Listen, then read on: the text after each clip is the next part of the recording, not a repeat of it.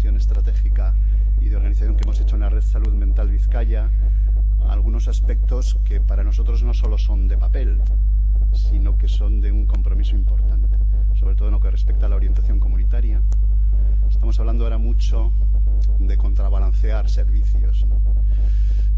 No sé si sabéis, pero pasa en casi todas partes. Los presupuestos de salud mental, aparte de León, aunque muchas veces se ha avanzado mucho en la reforma, se la llevan todavía los hospitales psiquiátricos. En Vizcaya, el gasto en unidades de psiquiatría monográficas, hospitales como Zamudio, Zaldívar, Bermeo, se lleva la mitad del gasto en salud mental.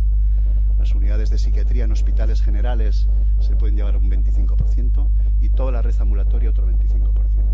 Las reformas, que en todas partes han sido, aquí estamos intentando, consisten en mover recursos, dinero, gente desde esos hospitales psiquiátricos hacia la comunidad, pero dando también atención a esos trastornos que estaban antes en el hospital, en la comunidad.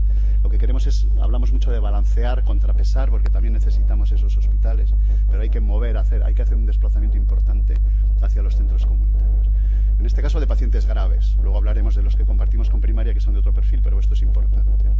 La orientación comunitaria, y ahí tenéis uno de los aspectos importantes justo debajo, coordinación con atención primaria y el sistema sociosanitario, ¿no? Estamos dentro de una red en la cual es importante inscribirse en otras redes también. No me voy a extender más en esto de la misión, visión y valores. Quizá este cuadro es importante para entender la organización. Dentro del campo de la salud mental tenemos tres grandes áreas, ¿no? A vosotros, a los que estáis aquí y en gran parte a mí, que soy el responsable dentro de la red de salud mental de esto, nos afecta la parte azulita, la de arriba del todo. Pero quiero recordar las otras dos porque son importantes a la hora de ordenar el trabajo. Hay una parte de tratamiento netamente especializado, que es la que tenéis en rosa en el medio, que afecta a casos graves, que normalmente se hospitalizan o se pueden tratar en centro de salud mental. Estoy hablando de esquizofrenias, de trastornos bipolares, que es el área nuclear para la mayoría de los profesionales de la salud mental y de la psiquiatría. De ese grupo se desgaja hacia abajo, lo que tenéis en verde, un grupo de pacientes muy crónicos, de grandísimas dificultades en torno a lo laboral, lo residencial, lo familiar. Siguen siendo casos graves que tenemos que tener de una manera crónica en la red, y que a los que tenemos que garantizar asistencia, ¿no? Y para muchísimos psiquiatras y psicólogos, prácticamente ahí se acaba el tema de lo que hay que plantear dentro de la salud mental. Ahora yo quiero referirme a la parte de arriba, y ya veréis cómo, para mí, en la realidad y en la estrategia de lo que necesita una red de salud mental como la nuestra, es esencial, que es el entorno de atención primaria, ¿no? Cómo trabajar con la atención primaria y cómo trabajar con los casos leves y moderados. Pues quedaros con este esquema en tres partes. A partir de ahora vamos a hablar sobre todo de la parte superior, pero quería que recogierais la importancia de lo que está abajo. Nuestra organización está montada en torno a esto, ¿no? Tenemos, empezando de abajo arriba, un proceso importante que tiene que ver con la atención sociosanitaria. Lo trabajamos los recursos sociales en Vizcaya, se trabajan con Diputación. Estamos hablando de logros en residencias, pisos protegidos, recursos para poder sacar a pacientes graves y apoyar a familias fuera de los hospitales psiquiátricos. Tenemos todo una parte, como os decía, de atención a la enfermedad mental grave de curso crónico, pacientes deshospitalizados. Tenemos un capítulo muy importante al que le estamos ahora dando gran importancia porque, como sabéis, la especialidad de psiquiatría infantil todavía no existe en nuestro país. Estamos intentando hacer más visible todo el problema de lo infanto-juvenil. Estamos creando centros de salud mental infanto-juvenil, al menos uno en cada comarca vamos a tener ya desde este año, potente. Y la parte de arriba, que es una vez más la que me toca más con vosotros o la que me toca a mí dentro de mi propia organización, es todo lo que tiene que ver con el trastorno mental común y con todo lo que se relaciona con el mundo de la atención primaria, ¿no? Y los centros de salud mental. Bien. Estos datos que os he puesto aquí están sacados de dos proyectos de investigación de los que he hablado ya. No es más que un esquema general para hablar un poco con qué nos encontramos, ¿no? De los que os ha hablado Carlos. Trabajos que hemos hecho de investigación cualitativa con profesionales de salud mental, con profesionales de atención primaria, con pacientes. Y se me ha ocurrido que tenía que poneros una serie de datos aquí porque tiene que ver con lo que nos hemos encontrado, ¿no? En primer lugar, lo que se ve es que el paciente que normalmente espera el profesional de atención primaria, el profesional de salud mental, no es el que luego aparece en la realidad. A veces esperamos depresiones más o menos como vienen en los libros, o trastornos de ansiedad, y lo que nos encontramos son mezclas de síntomas, de problemas sociales, de problemas familiares, de todo este tipo de temas, ¿no? Y ahí nos cuesta adaptarnos. El siguiente punto tiene que ver mucho con algo que hablará luego Alberto, y la siguiente cuestión que pasa y que todos conocéis muy bien es que hay todo un malestar social, todo un murmullo que en las épocas de crisis se nota todavía más, que tiene que ver con el malestar social que aparece en nuestras consultas y a veces nos vemos obligados a tratar o a medicalizar. tercer punto, que a pesar de que tenemos algunas experiencias incluso muy interesantes en Vizcaya, en el País Vasco, de trabajos de cooperación, de coordinación entre equipos de salud mental y de atención primaria, la norma es que los equipos se desconozcan, no tengan un contacto fluido entre ellos y no haya un buen conocimiento de cómo funciona un nivel por el otro nivel. Los profesionales destacan que, a pesar de todo, las actitudes de apoyo, de escucha, son útiles para los pacientes. De esto nos hablan las trabajadoras sociales, nos hablan especialmente los psicólogos, ¿no? Los profesionales no facultativos. En la parte que hemos trabajado con pacientes, que vamos a conseguir publicarla en breve, de esto igual Carlos podría hablar mejor, pero nos hemos encontrado que en función del origen social, de que los pacientes tengan unos problemas más definidos como depresión, porque a veces es muy difícil evaluarlos, o más mezcla de problemas sociales, las trayectorias que llevan los pacientes por nuestros servicios son a veces muy diferentes y están muy influenciadas por el contexto social del que proceden. Hay pacientes que están encantados con su médico de familia, mucho más que con el psiquiatra, porque les hace un apoyo y una escucha. Pero nos hemos encontrado pacientes de, digamos, probablemente un nivel cultural o económico un poco más alto, que lo que buscan es que resuelvan lo suyo, que me atiendan mis síntomas, y estos propenden más a la búsqueda especializada. Tenemos de todo en la red y probablemente hay que darle a todo esto un tratamiento diferencial, pero a veces es difícil ordenarlo. Otro tema interesante es que esto que a veces nos preocupa tanto a los profesionales implicados, la colaboración salud mental, atención primaria, es muy importante, pero esto a los pacientes no les preocupa. A los pacientes lo que les preocupa es ser bien atendidos, que las cosas funcionen bien, que su médico les escuche, pero no quieren saber o no saben, y probablemente no tienen por qué, ¿no?, de todo esto que tenemos que organizar nosotros para que precisamente estén bien atendidos. De todo esto y de muchas otras cosas más se deduce que lo que nos falta y que lo que tenemos es un enfoque más centrado en el paciente. Nos centramos mucho más en la enfermedad, en nuestra propia organización, en muchas otras cosas, ¿no? Bien. En el momento que nos hacemos cargo de la red nos encontramos, lo tenéis un poco resumido en esta diapositiva, que prácticamente la mitad de los casos nuevos que llegan a los centros de salud mental pertenecen a un grupo de trastornos, digamos, que serían por lo menos trabajables con atención primaria, que no son claramente diagnosticables o que son casos leves. No digo que primaria tenga que encargarse en exclusiva de muchos de estos casos, que de algunos igual sí, sino que hay que hacer ahí un trabajo de cooperación, de apoyo, de trabajar un poquito entre todos, ¿no? Y porque además hay cierta desorganización, que es la que nos está preocupando ahora tanto a médicos de familia como a psiquiatras, ¿no?, y a algunos responsables. Y muchos de estos pacientes, cuando llegan a salud mental, reciben alta en un porcentaje muy alto en menos de 3 consultas, ¿no? Luego no sabemos muy bien qué peloteos y qué cosas resultan entre ellos. Cuando de una manera estratégica nos propusimos en la red de salud mental, en esta parte, ¿no?, el que competía a trabajar con la atención primaria, encontramos que estos puntos que os resumo aquí podrían ser un poquito los principales, ¿no? Claro, tenemos los psiquiatras mucha preocupación con el tercer punto, conseguir que salud mental lleguen preferentemente los casos graves o que requieran abordajes complicados, sobre todo porque tenemos muchos pacientes graves en la red que ahora salen de los hospitales.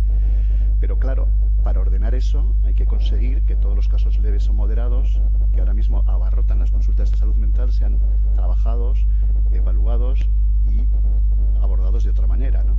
Para eso hay que conseguir habilitar y apoyar todo lo que se haga en primaria, conseguir una atención más integrada en atención primaria, normalizar la consulta y la cooperación. Nosotros ahora mismo tenemos 4 centros en Vizcaya en los que estamos haciendo de una manera piloto este tipo de trabajo. Algunos históricamente ya tenían una buena relación, pero con dificultades. Siempre ha sido un territorio dificultoso por cosas obvias, ¿no? Todos tenemos muchos otros trabajos. Vosotros tenéis muchos más pacientes que los que tienen trastorno mental y nosotros tenemos otro 50 de pacientes que además están mucho peor que este grupo de los que estamos hablando. Hay que aumentar la satisfacción, etcétera, etcétera. Sistematizar la evaluación y la investigación. Yo estoy de acuerdo con lo que ha comentado la organización de este congreso y con lo que decía Carlos. Tenemos que investigar más en estas áreas. Afortunadamente, yo creo que en este momento tenemos una buena perspectiva y un buen panorama en el País Vasco, pero tenemos que conseguirlo hacer crecer. Nosotros en nuestra red, por primera vez en todos los años que lleva funcionando la salud mental en Vizcaya, hemos constituido una comisión de investigación propia. Hasta ahora nos hemos tenido que apuntar a ajenas. Yo siempre he estado en la comisión de investigación de atención primaria de Vizcaya, quizá por eso, o la unidad, ¿no?, quizá por eso puedo hablar con un poquito más de propiedad de cosas de primaria que otros de mis compañeros. Y gestionar el conocimiento, que es también especialmente importante. Bueno, no me voy a extender aquí. Todo esto nos da oportunidades tanto a pacientes como a gestores, como a los profesionales de los 2 niveles, si conseguimos trabajar así. Esto es importante. Al final, todo esto tiene dificultades presentes, va a tener dificultades futuras, pero tenemos que orientarnos por la brújula en este camino porque estamos hablando de una nueva cultura. Si este tipo de pacientes con trastorno leve, menor, problemas de la vida, tiene que ser abordado fundamentalmente desde atención primaria, insisto, con todo el apoyo de salud mental que sea necesario. Luego hablaremos de tiempos en la parte final.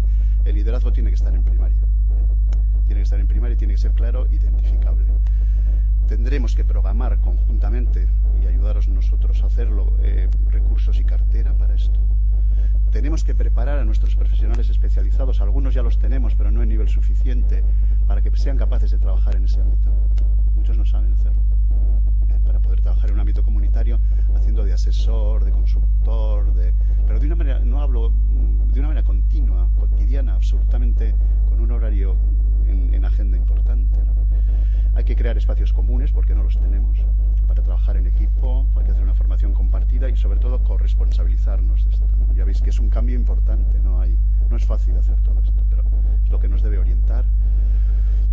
Todo esto debe conseguirse también con la participación de los profesionales, sobre todo escuchando su criterio técnico, haciendo una buena alianza con las direcciones. Tengo que decir que en este momento, al menos en Vizcaya, esta alianza existe y hay sectores profesionales, tanto en atención primaria como un poquito más minoritarios en salud mental, pero bastante interesados. Insisto que hay que desarrollar bien todos los planes de formación. Estamos generando algunos indicadores y espero que los tengamos mejores para el año próximo para evaluar todo este tipo de integraciones. El punto 6 me apetece especialmente decíroslo, ¿no? Porque es un tema estratégico importante en el que estamos teniendo algunos de nuestros primeros éxitos, luego lo podemos hablar. Hay que capacitar a enfermería de atención primaria para apoyar y seguir casos. Estamos haciéndolo de una manera interesante, hemos tenido muchos avances en los últimos meses. Implantar las famosas tecnologías de la información y comunicación y, una vez más, desarrollar investigación propia.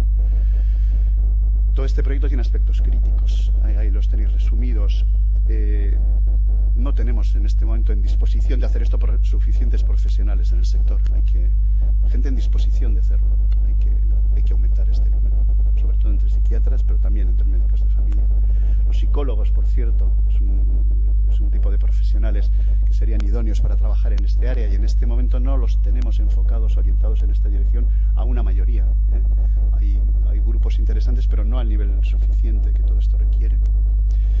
Necesitamos algún recurso más. Esto ahora es muy difícil de decir, ¿no? No sería mucho más lo que habría que crecer, pero necesitamos alguna gente más trabajando específicamente o sobre todo en este área, ¿no? Hay que ver cómo se concreta este modelo y luego eso que tenéis al final, en la última línea, que parece una cosa tonta, pero la posibilidad, la disponibilidad de espacios en los centros de salud para que los psiquiatras, los psicólogos nos podamos mover de nuestros despachos y estar ahí con vosotros, que es una de las cosas fundamentales que hay que hacer. Muchas veces lo que pasa es que no existe. Bien, ¿de qué hablamos? Por ir concretando todavía más. Pues hablamos de pacientes de este estilo, ¿no? Estamos hablando de adultos mayores de 18 años, pero bueno, con problemas adaptativos, muchas veces difíciles de diagnosticar. En el grupo de ancianos hay muchos, en el de cuidadores, mujeres cuidadoras de pacientes crónicos, hay mucha gente demandando por problemas de ansiedad o de depresión leves. Estamos hablando de este tipo de perfiles diagnósticos, ¿no? Adaptativos, leve, moderados, quizás todo lo grave, todo eso es para salud mental, ¿no? Esos somatomorfos, esos síntomas sin explicación médica que a veces no encontramos. La mayoría los tenéis ya vosotros, además, porque son pacientes que están en primaria. Los abusos de alcohol, no estoy hablando de las dependencias y otras sustancias. Estamos hablando de un aspecto que le gusta mucho a Alberto, ¿no? Es un experto en tema de códigos Z, demandas en el sistema que no tienen diagnóstico, pero que se relacionan con todo este tipo de problemas que, como decía antes Carlos, emborronan el diagnóstico, ¿no? Dificultades laborales, de parejas, sociales. Y no os cuento nada en épocas de crisis lo que supone esto. Ahí también tenéis los síntomas somáticos sin explicación médica, que es un término de mucho éxito en los últimos años porque, para empezar, las categorías que usábamos los psiquiatras de trastorno somatoforme eran tan específicas y tan poco sensibles que no valían para ser utilizadas en atención primaria, con lo cual hemos tenido que inventar otro término para poder atender realmente a los pacientes que tenemos, ¿no? Porque estábamos diciendo que no eran pacientes los que estaban todo el día por allí, lo cual era una incongruencia. Estamos ensayando este tipo de modelos.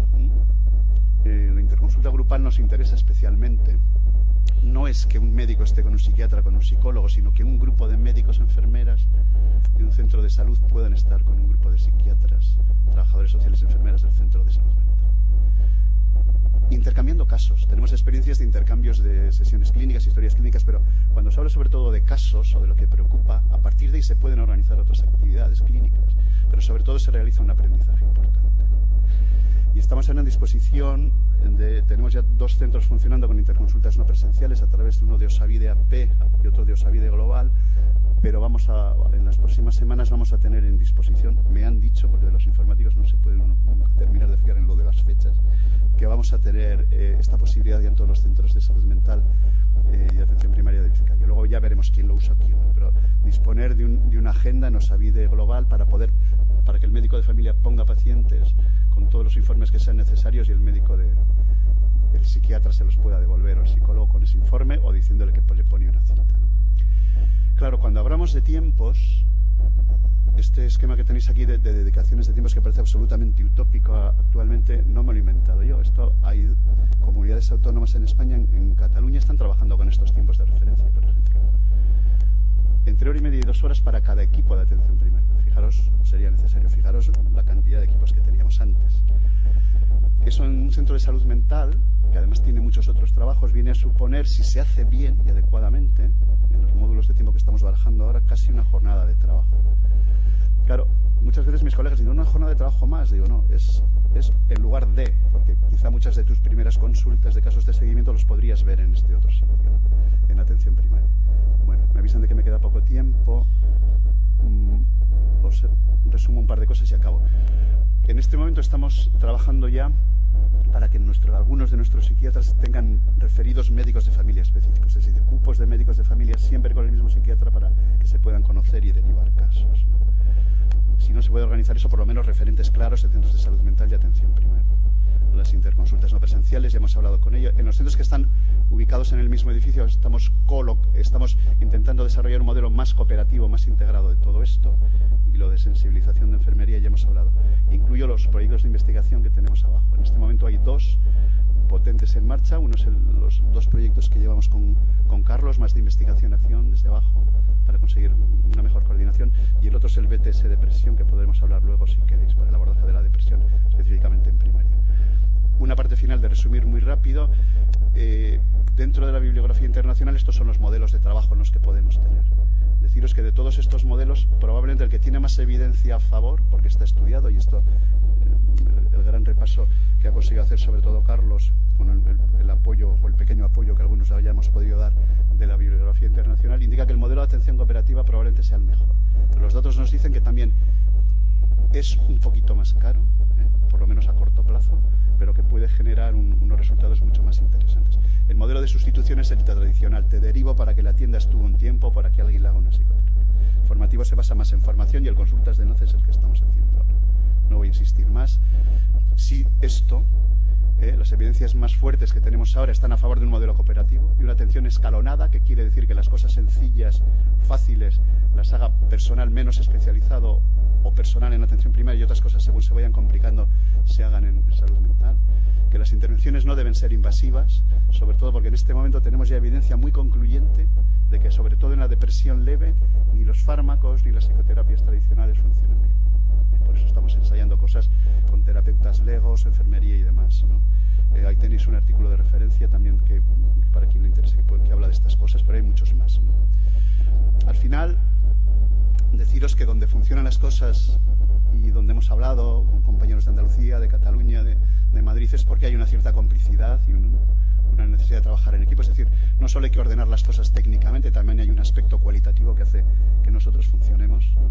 Y esto sí me interesaba resaltarlo, que todo lo que tiene que ver con la cooperación en este momento es una cosa absolutamente, no sé si lo he representado bien con esta foto, que es una cosa inestable, son cosas que van unas al encuentro de otras, son provisionales, y tenemos que consolidarlas más. Y sobre todo, el deciros que lo que tenemos que hacer ahora es una cosa muy difícil, ¿no? Que a ver si me sale en este vídeo y con él acabo ya, que es conseguir hacer las cosas mientras trabajamos todos los días.